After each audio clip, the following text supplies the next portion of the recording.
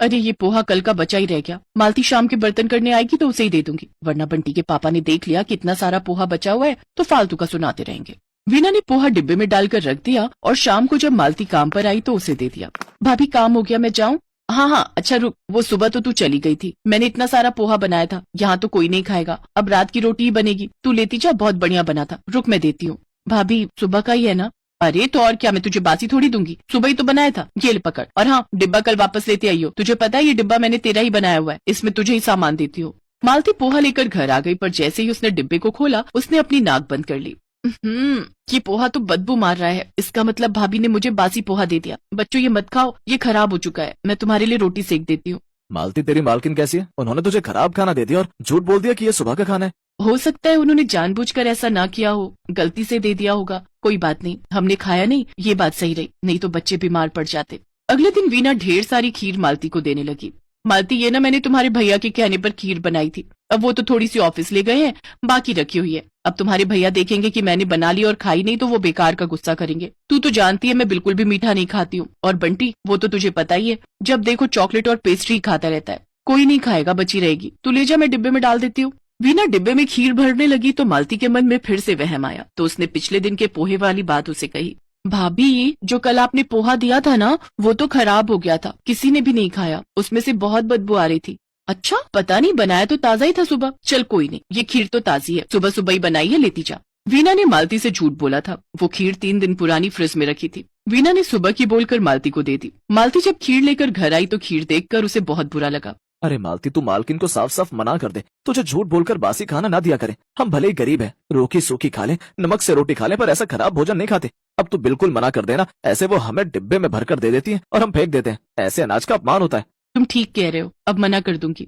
अगले दिन वीना मालती को फिर कुछ बासी देने लगी तो मालती ने साफ मना कर, मालकिन मेरे घर ना आज पहले ही बहुत सारा सुबह का खाना बचा हुआ है, अगर मैं ले गई और किसी ने नहीं खाया तो अनाज का अपमान होगा, इसलिए आज रहने दो, फिर कभी ले जाऊंगी। तेरी मर्जी, इतने बढ़िया बर्गर बनाए थे सुबह नाश्ते में, तू मना कर रही है। तुझे पता भी है तेरे बच्चों को बर्गर खाने के लिए नहीं मिलते, मैंने तो सुबह ताजा बर्गर बनाए थे घर पर, मुझे लगा मैं ज्यादा बना देती हूँ और तेरे बच्चे भी खा लेंगे। मैं तो शाम का इंतजार कर रही थी कि तू शाम के बर्तन करने आएगी तो तुझे माइक्रोवेव में गर्म करके दे दूंगी। अब तेरी मर्जी है, तू नहीं ले जा रही तो। वीना ने बर्गर माइक्रोवेव में ही रखे रहने दिए। मालती उस दिन मना कर चुकी थी। वीना माइक्रोवेव से बर्गर निकालना भूल गई। अगले दिन तक बर्गर माइक्रोवेव में ही रखे रहे। मालती उस दिन सुबह का काम करके घर चली गई। दोपहर के समय बंटी स्कूल से आया तो उसने माइक्रोवेव में बर्गर देखे। वीना कमरे में बैठी थी।